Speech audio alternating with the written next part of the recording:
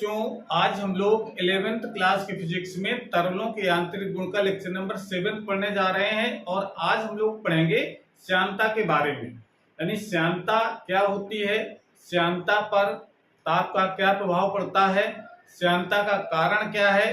उसके बाद हम लोग पढ़ेंगे कि वेग प्रवणता क्या होती है और श्यानता गुणांक क्या होता है। आज हम लोग ये सब टॉपिक डिस्कस करेंगे। तो शुरू करते हैं श्यानता के बारे में। तो श्यानता से समझने से पहले एक श्यान बल यानी विस्कस फोर्स क्या होता है इसको हम लोग समझते हैं। जैसा आपने देखा होगा, जब कोई द्रव बहता है तो ऐसा नहीं होता है कि पूरा द्रव एक ही वेग से बह रहा हो। जब भी किसी नदी में बहते हुए द्रव को देखो तो द्रव का जो ऊपरी हिस्सा है, यानी जो ऊपर वाला जो द्रव होता है नदी के, उसका वेग सबसे ज्यादा होता है। जैसे जैसे हम तली की ओर जाएंगे उसका वेग कम होता जाता है। सिंपली कह सकते हैं तली से ऊपर तक आने पर वेग सब जगह बराबर नहीं होता है। तो इसका मतलब अगर इसका मतलब क्या है, इसका मतलब है कि जब द्रव बहता है तो द्रव की परतों का वेग एक जैसा नहीं होता है। आप ये मान सकते हैं कि द्रव परतों से मिलकर के बना है। भाई अगर द्रव पूरा एक साथ बहता तो पूरा द्रव एक साथ, इनकी वेलोसिटी एक होती पूरे द्रव की। लेकिन जब एक ऊपर वाले का वेग ज्यादा है, नीचे वाले का वेग थोड़ा कम है, तो जब पानी जब बहेगा तो उनके बीच एक घर्षण बल कार्य करेगा जो स्पर्श रेखीय होता है उन दोनों परतों के बीच में। तो इस घर्षण बल को हम कहते हैं श्यान बल। श्यान बल एक्चुअल में ये घर्षण बल ही होता है, लेकिन द्रवों के परतों के बीच कार्य करता है। इसका उसका नाम बदल कर रख दिया गया है श्यान बल। और समझ में आई, ठोसों में जैसे घर्षण बल होता है उसी प्रकार से द्रवों में भी घर्षण बल होता है। लेकिन द्रवों के घर्षण बल में अंतर यह है कि ये द्रव के परतों के क्षेत्रफल पर निर्भर करता है कि क्षेत्रफल जितनी ज्यादा होगी श्यान बल का मान उतना ही ज्यादा होगा, और साथ में उसकी वेलोसिटी पर भी निर्भर करता है। जबकि ठोसों का जो घर्षण बल होता है वो ना ठोस के क्षेत्रफल पर निर्भर करता है ना उसके वेलोसिटी पर निर्भर करता है। ये आप लोग घर्षण बल के बारे में पढ़ चुके हैं पहले, ठीक है। तो आप सिंपली सी ये परिभाषा लिख सकते हैं घर्षण बल की, बहते हुए द्रव के परतों के बीच कार्य करने वाले स्पर्श रेखीय घर्षण बल को श्यान बल कहते हैं। यानी जो द्रव बह रहा है उनके परतों के बीच जो स्पर्श करता हुआ जो घर्षण बल है उसको हम कहते हैं श्यान बल यानी विस्कस फोर्स कहा जाता है। तो इससे होता क्या है, श्यान बल से होता यह है कि जब द्रव बहता है तो सबसे ऊपर वाली परत का वेग सबसे ज्यादा होगा, नीचे वाली परत का वेग उससे थोड़ा सा कम, उससे नीचे वाले का और कम, उससे नीचे वाले का और कम, ऐसे होते होते सबसे नीचे वाली परत का जो वेग होता है वो क्या हो जाता है, 0। तो इसका मतलब कह सकते हैं इन परतों के बीच एक सापेक्ष गति हो रही है। और वो गति कैसे हो रही है कि ऊपर वाली जो परत है नीचे वाली परत को अपनी आगे तरफ घसीट दी है, और नीचे वाली जो परत है ऊपर वाले को पीछे तरफ घसीट रही है। इसका मतलब दोनों परतों के बीच एक सापेक्ष गति हो रही है। तो सापेक्ष गति का जो विरोध करने वाला जो गुण होता है उसको कहते हैं हम लोग श्यानता। तो श्यानता की परिभाषा देखिए, द्रव का वह गुण, ये मतलब ये किसी द्रव की अपनी खुद की प्रॉपर्टी होती है। तो द्रव का वह गुण जिसके कारण वह अपनी विभिन्न परतों के बीच होने वाली सापेक्ष गति का विरोध करता है। विरोध करने वाला ऊपर वाली परत नीचे वाले को अपने साथ चलाना चाहती है और उससे नीचे वाली परत ऊपर वाले को अपने साथ चलाना चाहती है। तो ये जो विरोधाभास है दोनों परतों के बीच में, इस विरोध करने वाले गुण को हम कहते हैं श्यानता। समझ में आ रही है। तो श्यानता का कारण क्या है, तो श्यानता का कारण समझ सकते हैं कि जो द्रव के जो अणु होते हैं, द्रव के जो अणु होते हैं वो एक दूसरे पर एक बल आरोपित करते हैं, जिसको हम लोग कहते हैं ससंजक बल। द्रवों के अणुओं के बीच कार्य करने वाले बल को हम ससंजक बल कहते हैं। यानी एक ही प्रकार के जो अणु अगर है, मान लो जल है तो जल के अणु में लगने वाला बल ससंजक बल होगा, ठीक है ना। लेकिन जल के साथ दूसरा कोई अणु है, दूसरे पदार्थ का अणु है, उसके भी जो आकर्षण बल कार्य कर उसको कहते हैं असंजक बल। उसको हम लोग इसी चैप्टर में आगे पढ़ेंगे, ठीक है। तो आज हम लोग नाम समझते हैं कि जो श्यानता का जो कारण है वो द्रव के अणुओं के बीच कार्य करने वाला ससंजक बल होता है। समझ में आ रही है। लेकिन जो गैस होती है उनके बीच जो श्यानता का कारण होता है उसको हम उसको हम लोग ससंजक बल द्वारा परिभाषित नहीं करते हैं, उसको कहा जाता है विसरण के कारण होता है। उसका कारण क्या है कि जो ससंजक बल अणुओं के बीच लगने वाला आकर्षण बल होता है, तो जो गैस के अणु होते हैं वो दूर दूर होने के कारण, गैस का तो दूर दूर होंगे तो दूर दूर होने का ससंजक बल होता है 0। तो ससंजक बल के कारण गैसों में श्यानता का गुण नहीं होता है। किसके कारण होता है? विसरण के कारण।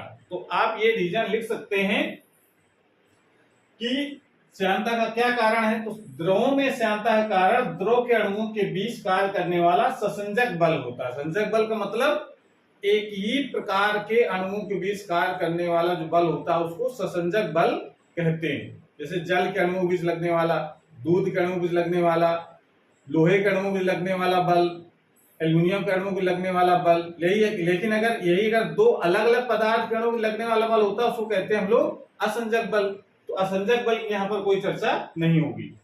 और जबकि गैसों में श्यानता का कारण गैस अणुओं का एक परत से दूसरे परत में विसरण होता है, इसको इंग्लिश में कहते हैं डिफ्यूजन, विसरण होता है। तो इसका कारण अब ये भी ध्यान रखना है कि श्यानता ऐसा नहीं कि श्यानता केवल द्रव में होती है। जितने भी तरल पदार्थ होते हैं, चाहे वो गैस हो चाहे द्रव हो, ऐसे श्यान बल भी होता है। श्यान बल गैसों में भी काम करता है और द्रव में भी काम करता है। तरलों जो तरल होते हैं, फ्लूइड्स होते हैं, उनके बीच ये श्यान बल पर कार्य करता है, उन्हीं में श्यानता भी होती है। तो जो द्रवों में श्यानता होती है वो ससंजक बल के कारण होती है, और जो गैसों में श्यानता होती है वो विसरण के कारण होती है। एक परत से दूसरे परत में जाना, ये विसरण कहलाता है। विसरण की सिंपलेस्ट परिभाषा आपको स्ट्रीम पढ़ा होगा कि जब पदार्थ के अणु उच्च सांद्रता वाले भाग से निम्न सांद्रता वाले भाग की ओर चलते हैं तो उसको हम लोग विसरण कहते हैं। तो विसरण कारण होता है गैसों में श्यानता का। अब दूसरा प्रश्न आता है कि श्यानता पर ताप का क्या प्रभाव होता है, यानी ताप बढ़ाने से श्यानता बढ़ती है घटती है। तो द्रवों गैसों में अलग अलग प्रभाव होता है। द्रवों में श्यानता ताप बढ़ाने पर घटती है। क्यों घटती है? क्योंकि ताप जब बढ़ाया जाएगा तो जो ससंजक बल है वो घट जाता है, इस कारण से श्यानता का मान कम हो जाता है। जबकि गैसों में श्यानता ताप बढ़ाने पर बढ़ती है, क्योंकि ससंजक बल पर तो निर्भर करती नहीं है। गैसों की श्यानता किस पर निर्भर करती है? विसरण पर। तो विसरण क्या होता है? ताप बढ़ाने पर बढ़ता है, इस कारण से उसकी जो श्यानता है वो बढ़ जाती है ताप बढ़ाने पर। इस प्रकार से इस बात को हम लोग समझ सकते हैं कि श्यानता क्या होती है, श्यानता का कारण क्या है, और श्यानता पर ताप का क्या प्रभाव पड़ता है। इतनी बात नोट कर लीजिए। उसके बाद हम लोग एक अच्छी डेफिनेशन पढ़ेंगे। सबसे पहले वेग प्रवणता की, उसके बाद जानते हैं कि श्यानता गुणांक क्या होता है। मेन जो पढ़ना हमको श्यानता गुणांक है, लेकिन श्यानता गुणांक से पढ़ने से पहले हमको पता होना चाहिए कि वेग प्रवणता क्या होती है, वेलोसिटी ग्रेडियंट क्या है। तो इसको नोट कर लीजिए। उसके बाद हेडिंग लगाइए वेलोसिटी ग्रेडियंट।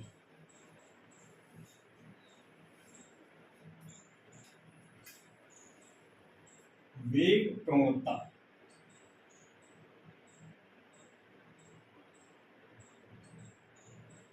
कहते हैं इसको वेलोसिटी ग्रेडियंट।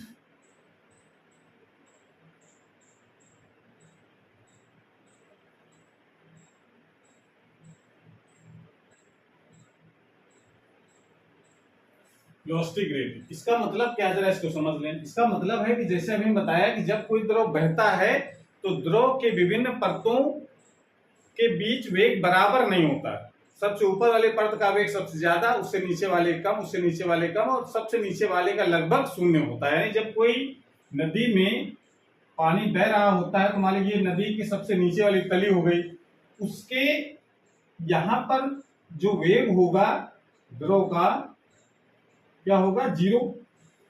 उससे थोड़ी सी ऊपर जो परत होगी उसका वेग थोड़ा सा ज्यादा होगा, उससे ऊपर जो परत होगी उसका वेग थोड़ा और ज्यादा होगा, उससे ऊपर वाली परत होगी उसका वेग और ज्यादा होगा, उससे ऊपर वाली परत का वेग और ज्यादा होगा, उससे ऊपर वाली परत का वेग और ज्यादा होगा।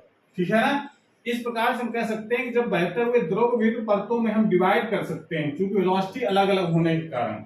तो मान लेते हैं कि जो सबसे ऊपर वाली परत है और उससे नीचे वाली परत, उसकी जो तली से दूरी हम मान लेते हैं x है और उसकी वेलोसिटी है v। किसी किसी परत को आप मान सकते हैं, जरूरी नहीं कि इससे ऊपर वाली या उसके नीचे वाली को माना जाए। किसी भी दो परतों के बीच अगर बात करें तो मान लेते हैं एक परत है जिसका वेलोसिटी v है और उसके ऊपर वाली जो परत है जिसकी दोनों परतों से जो दूरी है वो है डेल्टा x, और इसकी वेलोसिटी क्या होगी, पहले से थोड़ी ज्यादा हो जाएगी। तो मान लेते हैं इसकी वेलोसिटी कितनी है, v प्लस डेल्टा v, यानी डेल्टा v ज्यादा है। तो ये जो अंतर आ रहा है वेलोसिटी में किसके सापेक्ष, दूरी के साथ, कि द्रव प्रवाह इस दिशा में हो रहा है, यानी प्रवाह की दिशा हमारी कैसी है, इस दिशा में है। द्रव प्रवाह की दिशा, तो द्रव प्रवाह की दिशा तो ऐसे है, अगर हम द्रव प्रवाह की दिशा के लंबवत चले अगर, तो एकांक दूरी चलने में कितना वेग परिवर्तन हुआ है, जैसे इसकी वेलोसिटी और इसकी वेलोसिटी बात करें तो यहां से यहां जाने में कितना वेग परिवर्तन हो गया एकांक दूरी चलने में, तो उसको हम कहते हैं वेग प्रवणता। बात समझ में आ रही है, दूरी के साथ वेग परिवर्तन की दर को हम वेग प्रवणता कहते हैं। तो परिभाषा हम लोग क्या लिखेंगे इसकी, द्रव प्रवाह की दिशा, द्रव प्रवाह की दिशा के लंबवत, द्रव प्रवाह की दिशा के लंबवत एकांक दूरी पर, एकांक दूरी पर हुए वेग परिवर्तन को वेग प्रवणता कहते हैं। ये डिफिनेशन आप देख सकते हैं, द्रव प्रवाह की दिशा के लंबवत एकांक दूरी पर हुए वेग परिवर्तन को वेग प्रवणता कहते हैं। तो अगर दो परतें हैं, एक की वेलोसिटी है v है, उसके ऊपर v प्लस डेल्टा, कितना परिवर्तन हो गया, डेल्टा v का, कितनी दूरी चले हम, डेल्टा x। तो वेग प्रवणता का सूत्र हम लोग क्या लिखेंगे, वेग प्रवणता बराबर delta v upon delta x, यानी वेग में परिवर्तन बटे लंबवत दूरी। ये आप सिंपल सा फार्मूला याद रखेंगे, दूरी कैसी होनी चाहिए, द्रव प्रवाह की दिशा के लंबवत। तो द्रव प्रवाह की दिशा के लंबवत एकांक दूरी पर हुए परिवर्तन को वेग प्रवणता कहते हैं। किसी किसी बुक में इस तरीके से लिखा गया है कि द्रव प्रवाह की दिशा के लंबवत दूरी के सापेक्ष वेग परिवर्तन को वेग प्रवणता कहते हैं, तो आप वो भी लिख सकते हैं। अब जरा इसकी वेग प्रवणता का मात्रक क्या हो जाएगा, वेग प्रवणता का मात्रक, तो मात्रक आप निकाल सकते हैं बहुत सिंपल से, वेग परिवर्तन है यानी मीटर बटे सेकंड, और ये दूरी है बटे में क्या हो जाएगा मीटर, मीटर से मीटर कैंसिल हो जाए, क्या बचेगा सेकंड इनवर्स। तो ये सेकंड इनवर्स यानी ये इसका मात्रक हो गया सेकंड इनवर्स। वेग की वेग प्रवणता की विमा लिख सकते हैं आप, वेग प्रवणता की विमा, तो विमा तो बहुत सिंपल हो जाएगी, इसकी विमा क्या लिखेंगे, सेकंड है इसकी टी लिखेंगे, ऊपर -1 पावर लगा देंगे, सेकंड इनवर्स। जो आवृत्ति की विमा होती है, जो आवृत्ति की विमा होती है वही वेग प्रवणता की विमा होती है, ठीक है ना। तो इस प्रकार से हम वेग प्रवणता के बारे में समझ सकते हैं कि वेग प्रवणता वेग प्रवाह की दिशा के लंबवत एकांक दूरी में जो परिवर्तन होता है उसे वेग प्रवणता कहते हैं। तो वेग प्रवणता का मात्रक, वेग प्रवणता का सूत्र, वेग प्रवणता की विमा, इतनी बात जब जान लेंगे तो फिर हम बात करेंगे कि श्यानता गुणांक किसे कहते हैं। इसको नोट कर लीजिए पहले, उसके बाद फिर बात करते हैं हम लोग श्यानता गुणांक।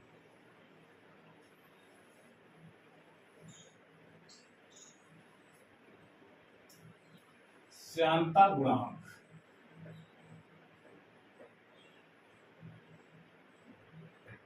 श्यानता गुणांक जैसे कहा जाता है coefficient of coefficient of viscosity,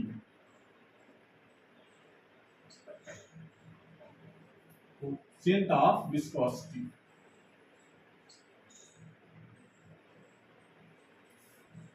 तो अभी हमने बात किया श्यान बल की। जब कोई द्रव बहता है तो उनके परतों के बीच एक श्यान बल कार्य करता है। तो उस श्यान बल का मान किन किन बातों पर निर्भर करता है, ये प्रैक्टिकली इसको देखा गया है। ठीक है ना। एक चीज जरा अंतर समझ के चलना है कि ठोसों में जो घर्षण बल होता है और द्रवों में जो घर्षण बल होता है, इसको हम लोग श्यान बल कह रहे हैं। दोनों में क्या डिफरेंस है? ठोसों में जो घर्षण बल होता है वो मान लेते हैं एक ठोस को हम ऐसे घसीट रहे हैं इस तरफ को, और इसी ठोस को हम इस तरीके से घसीटने लगे, तो इसका मतलब उसके जो एरिया जो टच कर रहा है उसके क्षेत्रफल अलग अलग हैं, तो लेकिन घर्षण बल दोनों में सेम होगा। तो क्षेत्रफल पर ठोसों में जो घर्षण बल होता है वो क्षेत्रफल पर निर्भर नहीं करता है। दूसरी बात, अगर इसकी वेलोसिटी 10 मीटर पर सेकेंड और इसी क्षेत्रफल में अगर हम वेलोसिटी को बढ़ा देते हैं 20 मीटर पर सेकेंड, क्षेत्रफल वही है, जितना क्षेत्रफल ये जितना क्षेत्रफल ये है, तो तभी उसका घर्षण बल पर कोई परिवर्तन नहीं होता है। नहीं, घर्षण बल का मान न वेलोसिटी पर निर्भर करता है और ना संपर्क तलों के क्षेत्रफल पर निर्भर करता है। ये ठोसों में घर्षण बल की बात हो गई। ठीक है ना। किस पर निर्भर करता है? घर्षण बल आपको पता होगा, घर्षण बल Fs बराबर होता है म्यू एस आर, आर मतलब mg। तो म्यू एस ये जो होता है घर्षण गुणांक कहते हैं इसको, घर्षण गुणांक पर निर्भर करता है, उस पिंड के द्रव्यमान पर निर्भर करता है, न क्षेत्रफल पर निर्भर करता है, न उसके वेग पर निर्भर करता है। ये तो अंतर हो गया ठोसों में घर्षण बल की। लेकिन जब द्रव के परतों के बीच घर्षण बल की बात करेंगे, यानी श्यान बल की बात करेंगे, तो घर्षण बल क्षेत्रफल पर भी निर्भर करता है और वेग पर भी निर्भर करता है। तो इस बात को जरा यहां पर लिखो, किन किन बातों निर्भर करता है, इसको जरा अंतर समझ करके आपको ध्यान रखना है। तो लिखेंगे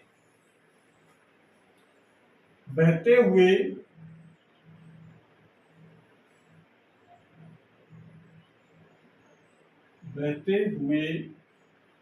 द्रव की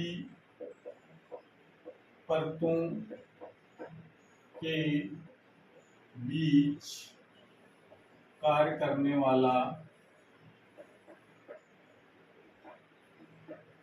श्यान बल निम्नलिखित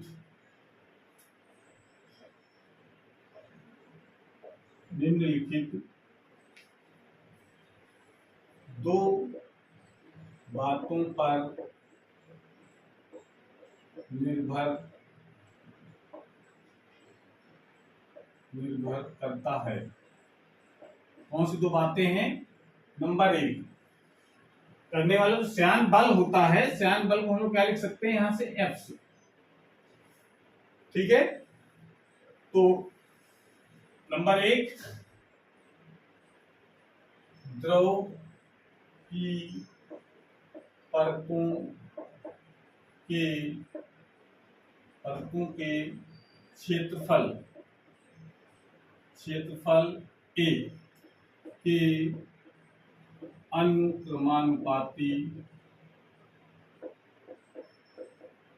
अनुक्रमानुपाती होता है।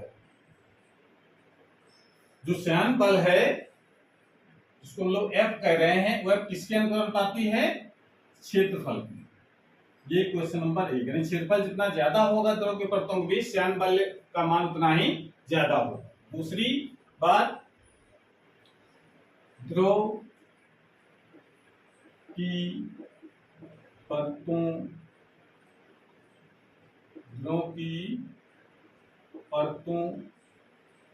के बीच वेग प्रवणता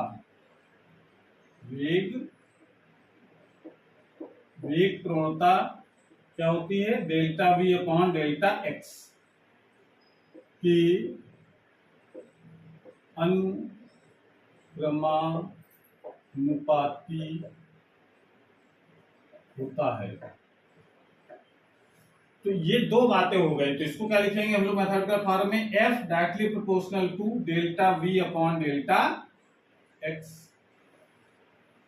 इसको डालेंगे क्वेश्चन नंबर सेकंड। ये दो बातें आपको ध्यान रखनी है कि जब द्रव बह रहा हो तो द्रव के बीच जो कार्य करने वाला जो घर्षण बल है वो दो बातों पर निर्भर करेगा, एक तो क्षेत्रफल पर और ये उसके वेग प्रवणता पर। यानी वेग परिवर्तन अगर ज्यादा होगा तो श्यान बल का मान भी ज्यादा होगा, ठीक है ना। तो इस तरीके से हम ये दो बातें हमने समझी, और जरा इन दोनों को जरा मिलाते हैं हम लोग।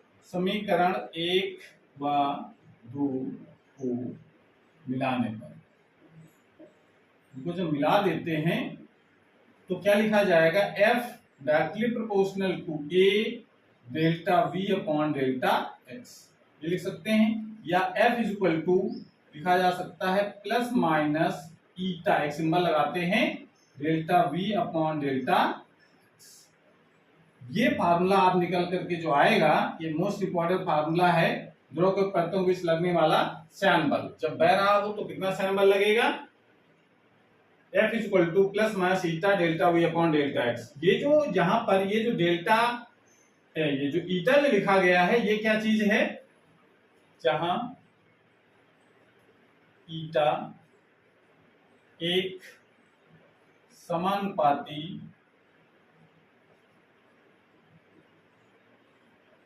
नियतांक है जिसे द्रव का श्यानता गुणांक कहते हैं। ये बात आपको ध्यान रखनी है कि ईटा जो होता है इसी को हम लोग द्रव का श्यानता गुणांक कहते हैं। इतनी बात पर नोट कर लीजिए।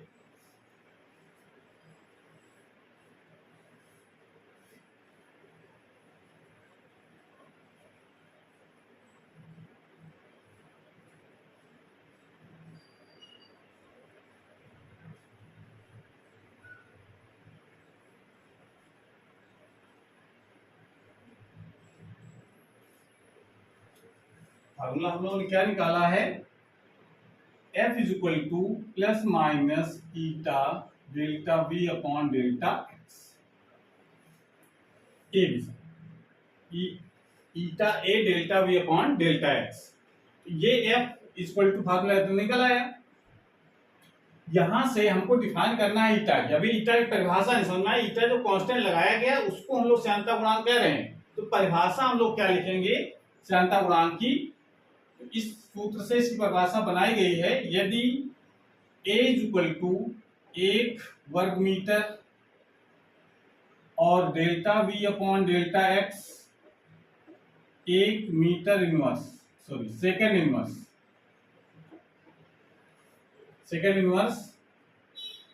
तो जो F का जो मान है वो प्लस माइनस ईटा के बराबर हो। अगर ऐसा है तो इसका मतलब है कि जो श्यानता गुणांक है वो श्यान बल के बराबर है, लेकिन कब है, जो एकांक क्षेत्रफल वाली और एकांक वेग प्रवणता वाली परतों के बीच कार्य करता है।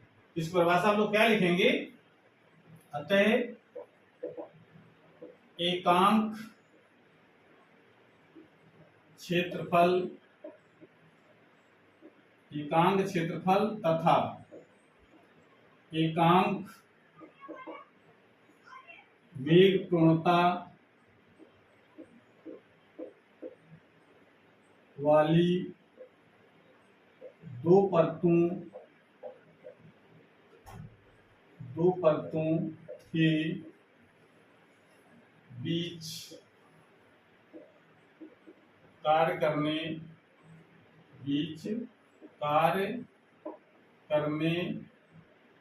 वाले श्यान बल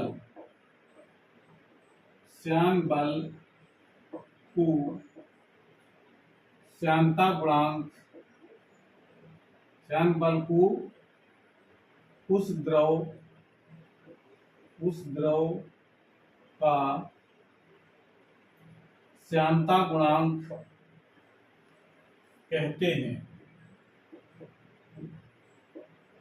ये मिल सकते हैं एकांक क्षेत्रफल तथा एकांक वेग प्रवणता वाली दो परतों के बीच कार्य करने वाले श्यान बल को उस द्रव का श्यानता गुणांक कहते हैं। यानी किसी द्रव में दो परतें लें और उनका क्षेत्रफल 1 वर्ग मीटर हो और उनके बीच वेग प्रवणता 1 सेकेंड इनवर्स हो, तो उनके बीच जो कार्य करने वाला जो श्यान बल है वो उस द्रव के श्यानता गुणांक के बराबर होता है। इस तरीके से आप डिफिनेशन लिख सकते हैं। लेकिन अब बात प्रश्न ये आती है कि प्लस माइनस क्या बता रहा है, यहाँ जो फार्मूले में निकल आता है प्लस माइनस, इसका क्या मतलब है? इसका मतलब ये है कि जो श्यान बल का जो मान है वो दोनों परतों में कार्य करने वाला जो श्यान बल होता है वो अन्योन बल है। अन्योन बल का मतलब नीचे वाली परत ऊपर वाली परत को पीछे तक घसीट रही है और ऊपर वाली जो परत है नीचे वाले को आगे तक घसीट रही है। तो इनके बीच जो कार्य कारण जो अन्योन बल है, पारस्परिक बल है, इस कारण से यहाँ पर प्लस माइनस, प्लस का मतलब आगे की तरफ, माइनस मतलब पीछे की तरफ। तो दोनों परतों के बीच लगने वाला श्यान बल है वो कैसा बल है? अन्योन बल है, वो प्लस माइनस रिप्रेजेंट करता है। बात क्लियर हो गई। अब जरा बात करते हैं हम श्यानता गुणांक का मात्रक, विमा, ये क्या होती है। तो जरा इस सूत्र से जो पक्षांतर करके हम क्या लिख सकते हैं। अब जरा सिर्फ आंशिक मान की बात करिए तो ईटा इक्वल टू क्या लिखा जा सकता है? एफ अपॉन ए डेल्टा वी अपॉन डेल्टा, ऐसा लिख सकते हैं। यहां से जरा ईटा का मात्रक लिखो, जरा ईटा का मात्रक, ईटा का मात्रक एसआई पद्धति की जरा पहले बात कर लेते हैं। एसआई पद्धति में अब सूत्र के साथ क्या हो जाएगा? न्यूटन बटे metre square into delta V upon delta X मात्र क्या होता है? Second inverse. तो सेकेंड इनवर्स कहां चला जाएगा? ऊपर। तो क्या लिख सकते हैं? न्यूटन सेकेंड प्रति मीटर स्क्वायर ये होता है। अथवा इसी का दूसरा भी नाम रखा गया है, इसको दूसरा कह सकते हैं किलोग्राम प्रति मीटर सेकेंड। ये इसके दो मात्रक हम लोग यूज करते हैं एसआई पद्धति में, एक न्यूटन सेकेंड प्रति मीटर स्क्वायर अथवा किलोग्राम प्रति मीटर सेकेंड। तथा ये तो बात हो गई हमारी एसआई पद्धति में। तथा सीजीएस पद्धति में, सीजीएस पद्धति में श्यानता गुणांक का मात्रक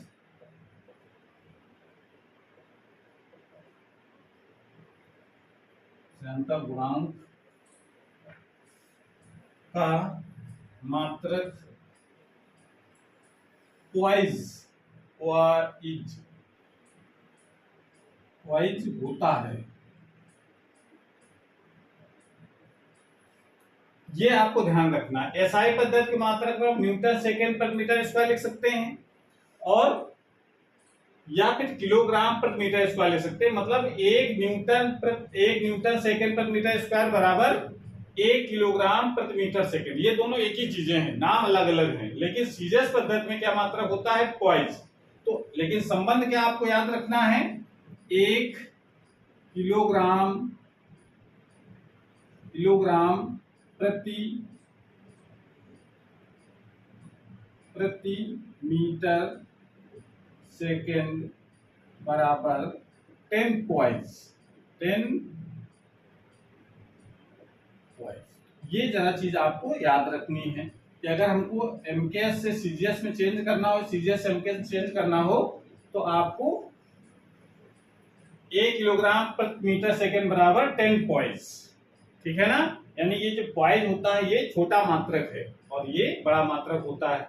इस तरीके से हम इसका मात्रक निकाल सकते हैं। ठीक है ना? तो मात्रक निकालना समझ में आया। अब मात्रक कैसे निकालेंगे? बल का मात्रक न्यूटन बटे metre square into second inverse. इसका मात्रक क्या होता है? वेग प्रवणता का सेकेंड इनवर्स ऊपर ले जाएंगे तो सेकेंड हो जाएगा, तो मीटर सेकेंड बटे मीटर स्क्वायर। तो ये लिखा है न्यूटन सेकेंड प्रति मीटर स्क्वायर। अब ये जो मात्रक कैसे बन गया किलोग्राम प्रति मीटर सेकेंड, इसको जरा समझते हैं हम लोग। ये कैसे समझ में आएगा? जब इसकी विमा ज्ञात करेंगे। तो इतना नोट कर लीजिए पहले।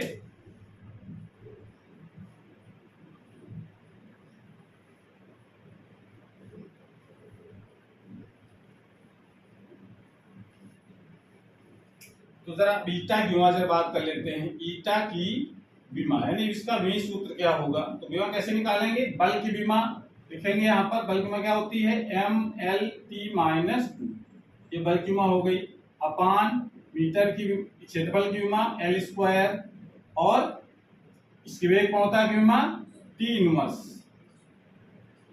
ये तो होगी। इसको जरा सॉल्व करेंगे तो इसकी विमा क्या बन जाएगी, m, ये ऊपर जाएगा तो -2 और +1 कितने बचेंगे, L की घात -1, ये ऊपर जाएगा तो +1 हो जाएगा, -2 कितने बचेंगे, T पावर -1। ये इसकी विमा होती है ML-1 T-2।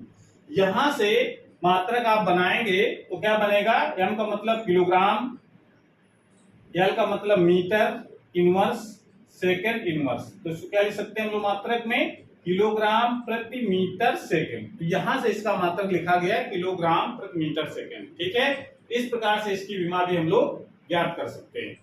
तो इतना आपको श्यानता गुणांक के बारे में पढ़ना है। तो आज की क्लास हम पास समाप्त करते हैं। अगली क्लास में हम लोग नए टॉपिक के साथ आएंगे, तब तक पढ़ाई करते रहिए। Best of luck.